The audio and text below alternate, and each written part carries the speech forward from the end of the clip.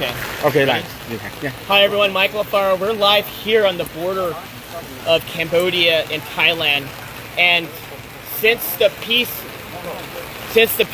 agreement was reached, the ceasefire, Thailand has continuing to insult President Trump by violating the peace agreement by putting up barbed wire fence and invading the peaceful people that live in this village. And you have to come with me to see this. Look over here. Look at all these innocent people, these children. Akon. Hello. Look at these children here. These children want peace. These children deserve peace. The Thai forces are saying that Cambodians are a threat. The Thai forces are saying that they feel the Thai forces did.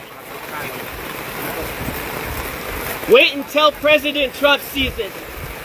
Thailand, just wait. You think you're the boss? Wait till the President of the United States finds out exactly what happens on the border. And what did they do? They came here to this village. They built this wall here, the barbed wire fence entire, with guns facing downrange at these young, poor people that are just living outside in the rubbles. Thousands of them have now been displaced. Their homes have been taken away. Their schools have been like this before. I was there when the box withdrawal of Afghanistan, pulling the Americans out.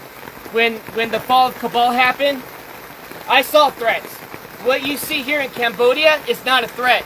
You see love, you see compassion, you see people, you see a community, you see a country that chooses peace before war. And what Thailand is doing right now is not just a violation of the Paris Peace Accords, it's a violation of President Trump's call to ceasefire. Since President Trump called ceasefire, the day after, Thailand invites Cambodian soldiers to come meet them at the border to shake hands and take a picture of them. What does the Thai forces do? They went and they kidnapped 20 Cambodian soldiers. And still today, on day 17, they have yet to release the 18. They only released 2 because one of them was completely disabled and the other one is. They are being very, very silent. And the media has been very unfair here. The media has been unfair to the Cambodian people, just like President Trump. The media has lied about President Trump, and the media has lied about what's happening here on the border. So I want you to see for yourself. I want you to see right here. Do you think this barbed wire fence is safe for children at night to go play, to sleep, to go to school? Do you think it's safe for the children to be constantly worried that if artillery rounds have to drop on their heads? When that happened, when the war broke out, there was no soldiers here. Not one soldier, because there was no threat here. Just honest farmers, just trying to make a living.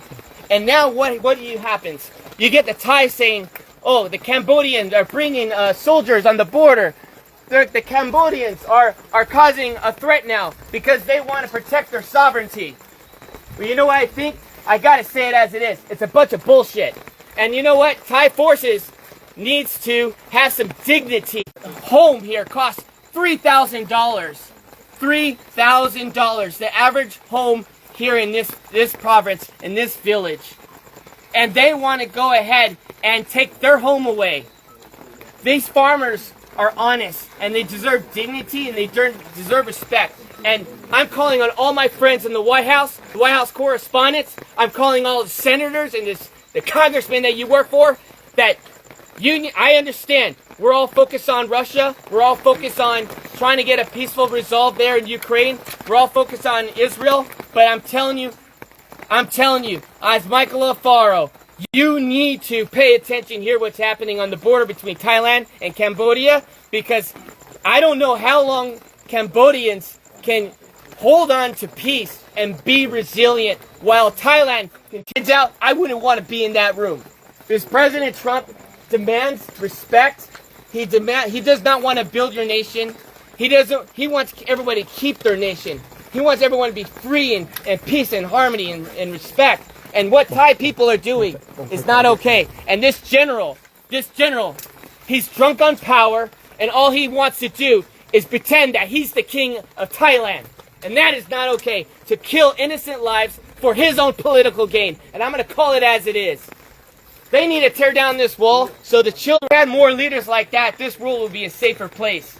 But unfortunately, it's not, because we have Thai aggressors that doesn't believe in peace. They choose war. And I'm here to tell all my friends that invest in Thailand, you need to knock it off no more. We need to call for a protest immediately. And we, as a U.S. body, needs to call for action. Thailand needs to be severely punished. I think the trade war should take a significant role as they continue to violate the Paris Peace Accords. They continue to violate President Trump's call to cease fire, and enough is enough. These children, hopefully, these children can find a way where they can sleep well tonight in this rain, where they can sleep well. Their homes are no longer homes. They have tents. We have to do something. The world has to get serious, and the world has to stop being politically correct. And we must act now before this turns into a genocide. Because since 1979, Cambodians have endured not one genocide, but 2 genocides, killing 3 million people, and even killing 8,000 people in Ghost Mountain by the Thai forces. And so I'm asking all of you, friends, family, Facebook, share this message and let them know that Michael AIfaro is not okay with this, and I know all my friends are not okay with this. This is the most inhumane thing I've ever seen. And I'm going to continue to investigate. I'm going to continue to see in my own eyes to protect your country by dropping a bomb on a Buddhist temple. Where was the threat? Was there a soldier in the area? Was there children playing with guns? But where's the threat? There was no threat. The evidence is on you. And you know what? If you say there is no evidence, well, I'm calling on Elon Musk right now. Pull the satellite imagery. Pull up the satellite imagery that shows that Cambodians were just one day, a threat to Thailand. I guarantee you there's no evidence that exists. There's no evidence that exists. Because if there was, it would have been shown. And so what happened when the bombs were dropped, schools were destroyed, temples were destroyed, people had been displaced out of their homes. What happened was the crimes against humanity. We are not only just going to interview the 18 prisoners, you need to immediately release them. The ICC, this is the reason why President Trump pulled out of the International Criminals Court. Because you have no backbone for any decency in the world. Because if you did, you would press charges not on Netanyahu, you would press charges on Thailand for doing this to children, putting walls up on their soil. Came from. But it got my attention.